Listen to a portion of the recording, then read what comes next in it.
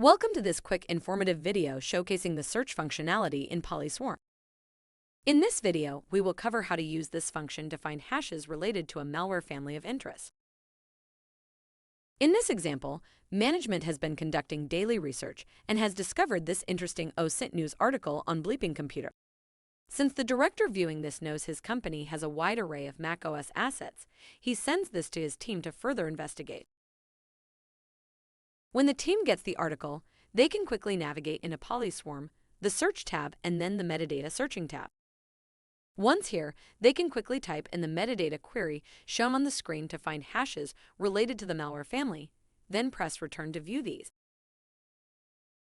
This list is a high-level overview of the samples and gives the ability to download each file separately. The ability is also present to download the list of hashes from here to use elsewhere. The file downloaded will be in CSV format, so it can be used downstream in security tools for action.